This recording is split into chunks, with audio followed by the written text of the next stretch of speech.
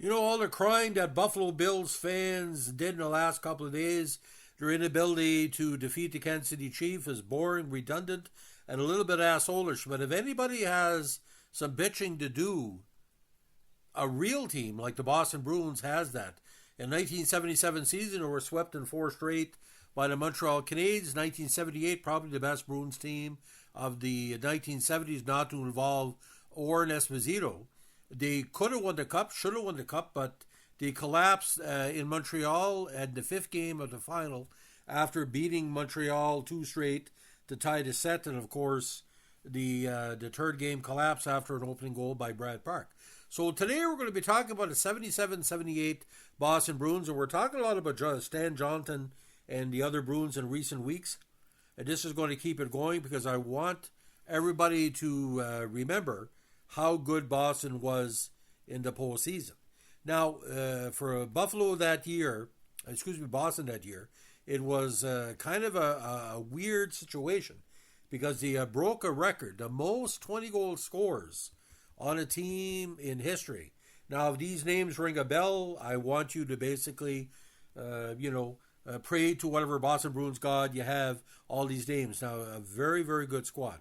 Peter McNabb, Terry O'Reilly, Bobby Schmatz, Stan Johnson, Jean Rattel, Ricky Middleton, Wayne Cashman, Greg Shepard, Brad Park, the defenseman, Don Marcotte, and Bob Miller.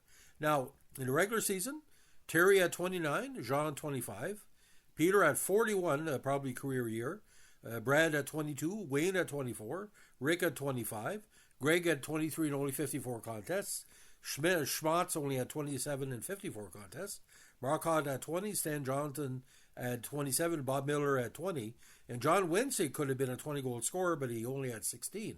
Now, defense core was quite strong, and of course, Johnny Busick only had 5 goals in 53 contests. So, they entered the playoffs as a number two, seed in a way to win the cup. Now, the end of the regular season, only 8 points ahead of the second place Buffalo Sabres. Toronto had a good team that year and showed by beating the Oilers in the semifinal. They had 92 points. And the Cleveland Barons in a tough division had a strong 57 points. Now, what did Boston do in the playoffs? Well, they did what they normally do. They played strong. They played the Chicago Blackhawks in the first round, and it was all Boston. They won 4 straight.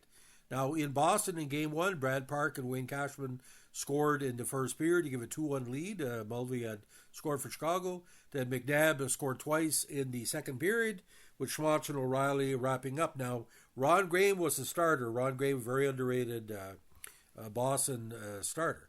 Now, in Game 2, overtime winner by Terry O'Reilly, the first overtime 150. Ron Graham only faced 9 shots in the contest.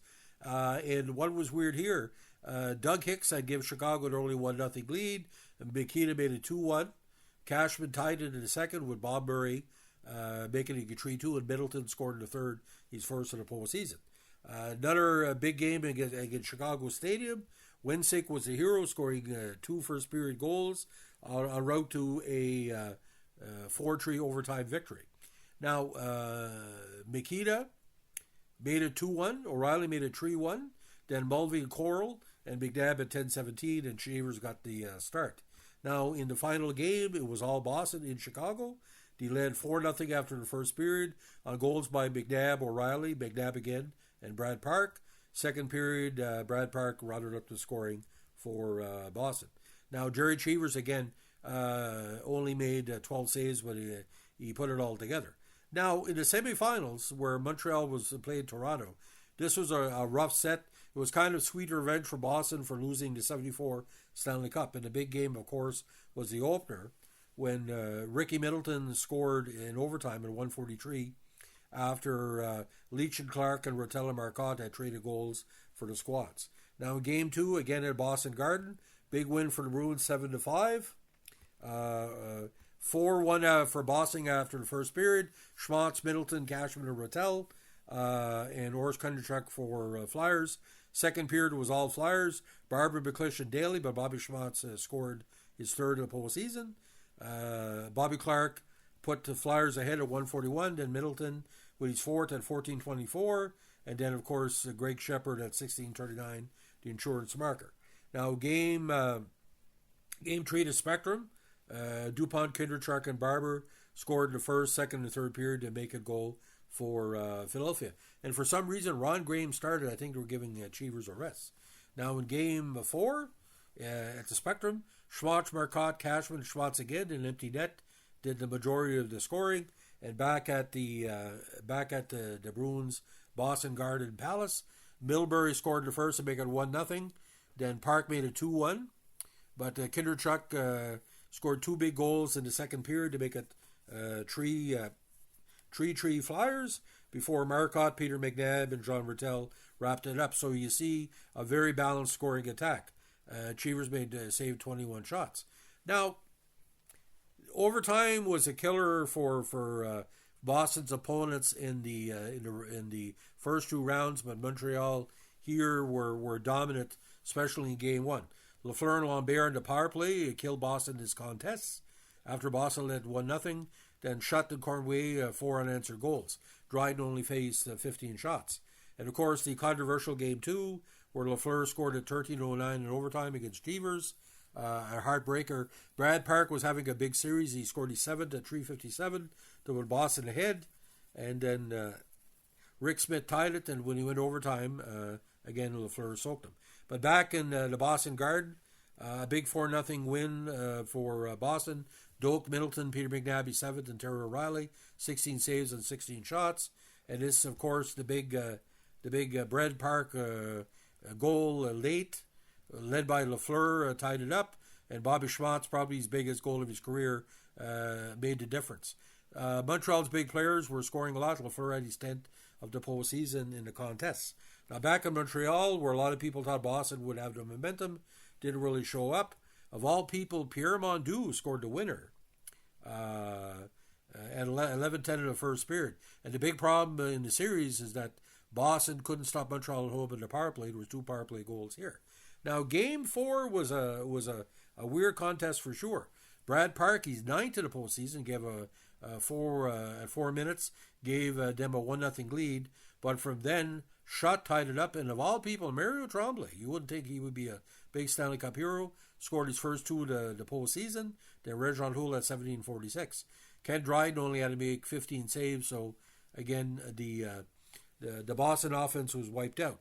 Now, I think in my personal opinion, ladies and gentlemen, and I'm not criticizing these people in the postseason, but most of the 20-goal scorers for Boston didn't really show up in the postseason, and I'll tell you why.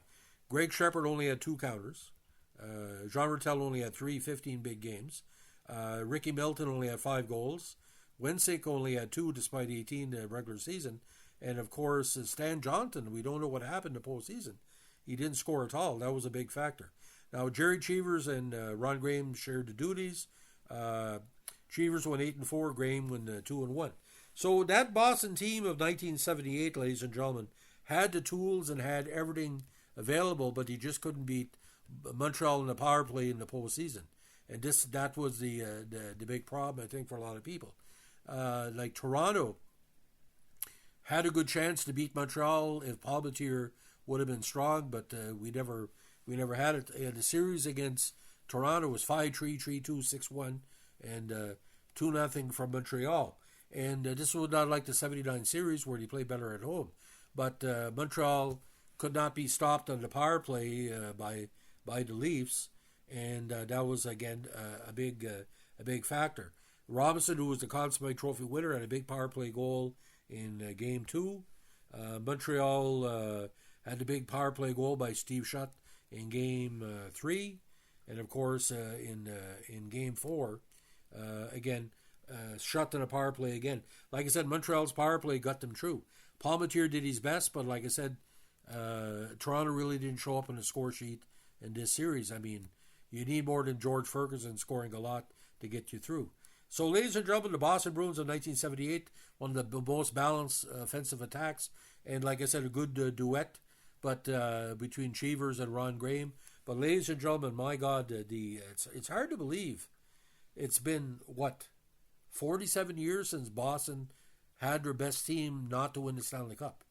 The Boston won the Stanley Cup in recent years, but that 78 team, one of the most popular squads in Canadian history, was almost like a fourth Canadian team, besides, of course, Vancouver, Montreal, and Toronto. Very well liked, very beloved. So every time you see a Boston Bruins hat in your hometown, I think a lot is owed to not the 77 team, but 78.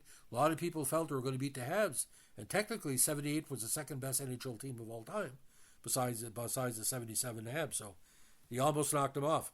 So you see a Bills fan like the fake Bills Mafia, that's what it is, fake. They can't win fuck all. But the Boston Bruins, like I said, they had a real chance. And Boston just couldn't get it done in the postseason. Maybe they got too tired, I don't know. Hey, you play Chicago and Philadelphia back-to-back, that's tough.